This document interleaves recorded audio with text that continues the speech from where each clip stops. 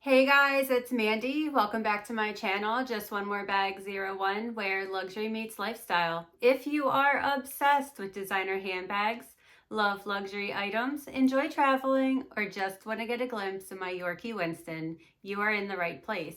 Each week I put out videos on Wednesday and Saturday. I talk about what's going on in the handbag community. I share my personal collection, I do what fits in my bag, and all kinds of fun things. If that's something that interests you, I ask you to please subscribe to my channel to join our growing community of bag lovers. I thought that it would be the perfect time to do the tag Bags That Piss Me Off by Winnie BLV. She had put out this video a little bit ago and tagged me in it.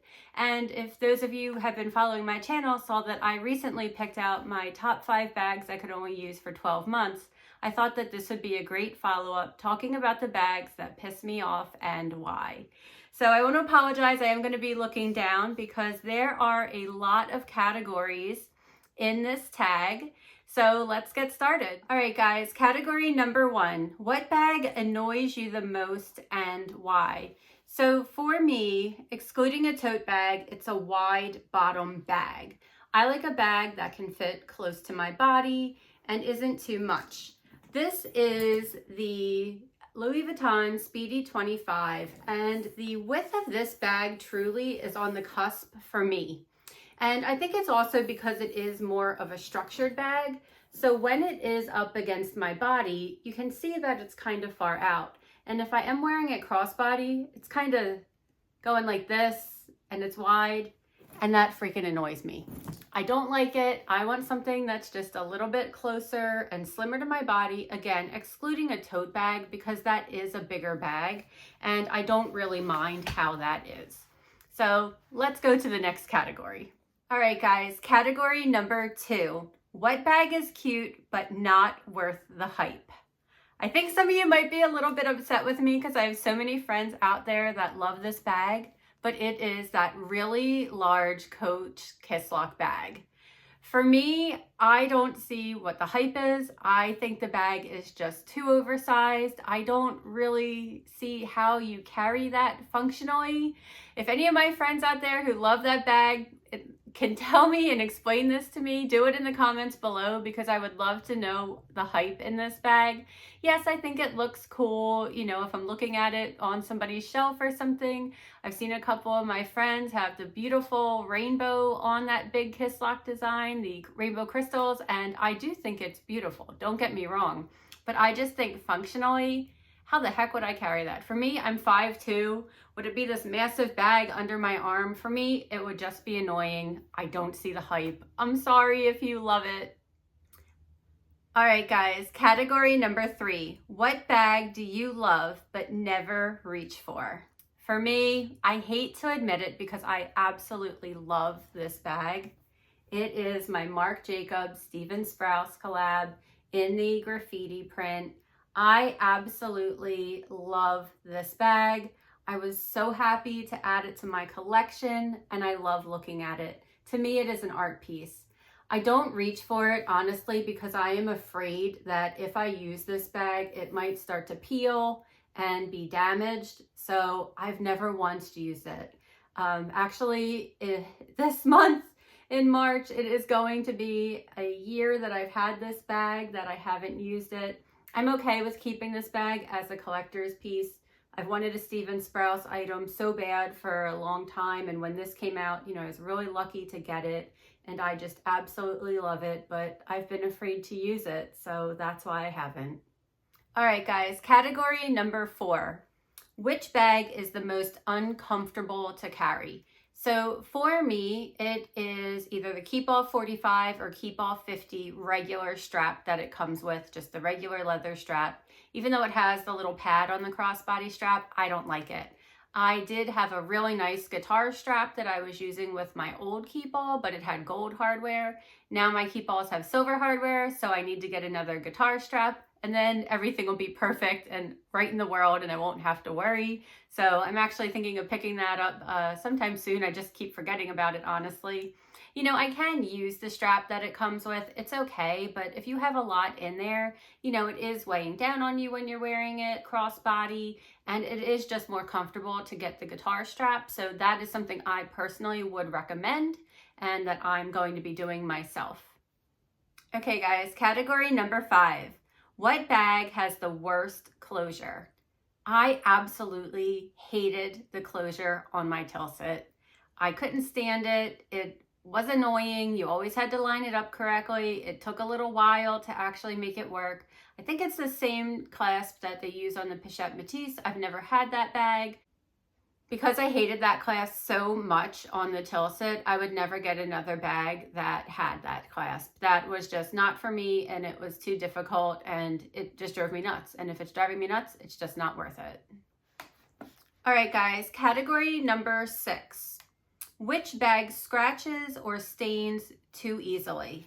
And I hate to tell you guys this, but it would be my Marc Jacobs Wizard of Oz collab bag.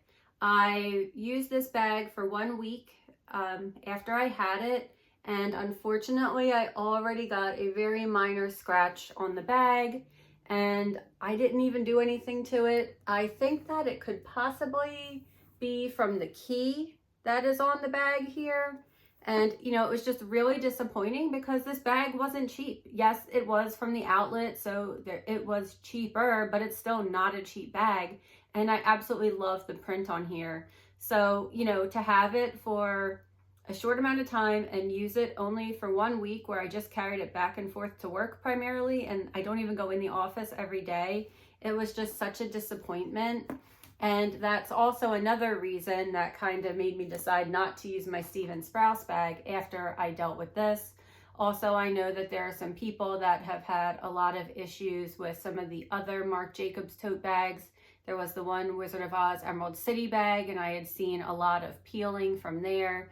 So that just really, really pissed me off and annoyed me after, you know, having it such a short time and that happening. So something that I would recommend you consider if you were looking at purchasing any of these bags as well. All right, guys, category number 7. What bag feels overpriced for what it is? And I think this might upset some of you, but to me, it's the Louis Vuitton Capucine bag. That bag is just not for me. I like to look at it from afar. I do think that it can look pretty, but those bags do not hold their value at all. They are very expensive, and it annoys me to no end that anytime I'm at any Louis Vuitton, anywhere in the world, they're always trying to push that damn bag on me, and it just annoys me. I'm like, I don't care for that bag. You know, I have seen a couple that I've really liked. I'm drawn to purple. I like the blacked out bag, and when I was in Cannes, I saw a beautiful white and blue ombre one that honestly I considered for a moment until I, you know, came back to reality that that bag's just not for me. I don't think it has enough room. You know, depending on which one you get, it doesn't even fit your phone in nicely. So for me, I just personally feel that that bag is overpriced. I would actually prefer getting the Rose de Vents bag if I was going to go for that bag style. All right, category number 8. What bag has bad straps or falls off of your shoulder? For me, that was my Louis Vuitton On The Go bag. I had 2 of them. I had the MM size and I had the GM size. It is a tote bag similar to the Marc Jacobs bags I just showed you with double straps, and it would always fall off. I wear my bags on the right side. I don't know why it happened, but they would just always fall off and it drove me nuts. You know, I realized that the On The Go bag is just not a bag for me. The On The Go East West is different, but the regular On The Go MM or GM just doesn't work for me. So I'm glad that I learned that. Again, I still think it's a cool bag. I like to look at it from afar, but not for me. The straps fall off and it just pisses me off.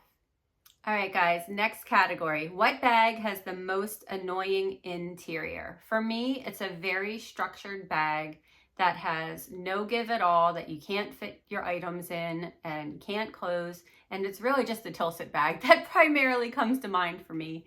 You know, I loved that bag when my husband and I bought it in Paris and I saw it.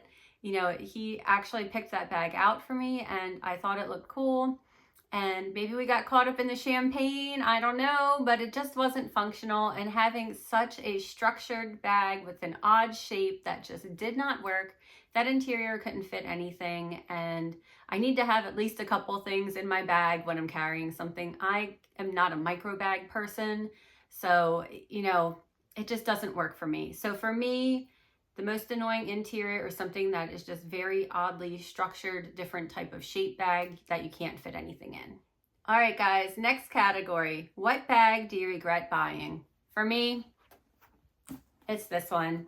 I just told you why. You know, again, wearing the bag for 1 week, getting that scratch on it, it was just such a disappointment. You know, it wasn't something that I did that caused it. You know, I wasn't rubbing it up against something. I wasn't acting carelessly. So this is my biggest regret right now because I had it just for such a short amount of time and it got damaged. And all of the bags that I own truly are in good shape. You know, I don't baby my bags, but, you know, I do take care of them and, you know, I'm not just throwing them on the floor or anything, and they are all in good shape. And I don't really have that issue on any of my other bags. So that was quite a disappointment, and I do regret spending the money. If I had known that that bag would be so sensitive, I wouldn't have purchased it. And honestly, I think that I'm probably going to sell this bag if someone is interested in it, just because I don't want it to get damaged even more and have to worry about that. I don't want to have a bag where I just have to constantly be worried about it. So for me, that's my biggest regret. All right, guys, the next category is what bag do you keep just because it's popular? And honestly, I don't have a bag in this category. I don't just keep a bag because it's popular. I keep it because I like it, or I'm debating on if I still want it or not. I do sell my bags if I'm not using them or they're not really working for me. And you know that I don't just keep a bag because it's popular. I had the Louis Vuitton Neverfull in the multicolor, which was a very popular bag, but you know, it just didn't work for me and I returned that one to the store. So, you know, I'm not just going to keep something if I don't love it. I want to really love a bag when I buy it. And, you know, especially going forward, I'm even thinking about my collection differently this year. I want to be a little more intentional. You know, if I've been watching some of my friends and some of their videos, I've been just thinking about that more. So, you know, that's just not something that I do. I don't just keep a bag because it's popular. And I don't advise you do it too. I think you should keep what you love. All right, guys, next category. What bag gives you high maintenance energy or it's too precious? For me, it's suede bags. I would absolutely love to own a suede bag. But again, I know that it would be too high maintenance and I don't want to have to really sit there and worry about like, okay, what's the weather today? Can I use this bag? I just want to grab and go. You know, I've told you guys that I just use all my bags and I don't really think about that. And some of you messaged me and were shocked I use my multicolor bags in, you know, bad weather and winter storms, but I do. And that's why I really like Louis Vuitton canvas, honestly. You know, I know so many people love leather and I like leather bags too, but I like canvas because for me, I'm more comfortable using them just all the time. So for me, unfortunately, I don't think I'll ever have a suede bag in my collection, but I really love looking at them and I think they are so beautiful and I wish I could have one, but I know me and that's just not a fit. All right, guys, the next category is what bag would you not repurchase? So for me, I've already talked about them. It would be the Tilsit by Louis Vuitton, that super structured bag that is awkwardly shaped, and the On the Go by Louis Vuitton, you know, with the straps always falling off. It just wasn't for me. And also I realized that I would prefer a bag that zips if possible. I don't need every single bag I have to zip, but I do like that. And the On the Go, I felt like it was still just too open for me. So I just know that bag doesn't work for me. So I am happy that I learned that and I will not be repurchasing either one of those bags again. All right, guys, final category, what bag pisses me off the most? And unfortunately for me, I have had quite a few bags that have had issues and they've started to smell due to the glue that was used or something during production. This Tory Burch bag, I really like this style. I love the leather design with the logos on it. I love everything about it. However, it has a smell to it, and it's just so disappointing. I did have a friend mention about a way to try to get the smell out, so I do want to try that. But that also happened to one of my Louis Vuitton bags. They actually replaced it. It was the on-the-go GM, excuse me. And they replaced that bag for me free of charge due to it being a known issue. But, you know, again, you're spending all this money on a bag and you hope that it will last, and you don't expect it to start smelling terribly when you're maintaining it well, you're not doing anything crazy. So that just makes me so annoyed. And being that it's happened to me a couple of times now, that is my number one thing that pisses me off. I would like to thank Winnie BLV for tagging me in this video. It was definitely a lot of fun to put my thoughts together and share them with you guys. Let me know in the comments what you think, if you agree with me, if you disagree with me. Do you love some of the bags that I mentioned that I don't care for, and why? I would love to hear it. Is there something maybe I am not considering that would make that bag a winner? And maybe I'd change my mind. I don't know, probably not, but I'm definitely interested to hear what you have to say. I will definitely put Winnie's video in the comments below. If you have not seen it, definitely check that out. It was a great video, and I would like to tag a couple people to keep this going and see their thoughts. So the first person I'm going to tag is Iris of Iris Lux Lover, my buddy Jonathan from Johnathon Rhi, and then I'd like to hear from Rhiannon, What's on My Shelf, and then Bags and Lifestyle. If you have not checked out any of these guys, please go check out their channels, and hopefully you'll be able to see their videos soon. I want to thank everybody for spending some time with me today and listening to all the bags that piss me off. Thank you so much. Again, if you have not yet subscribed to my channel, please do so to keep up with me. And remember guys, no matter what, there's always room for just one more bag. I'll see you soon. Bye.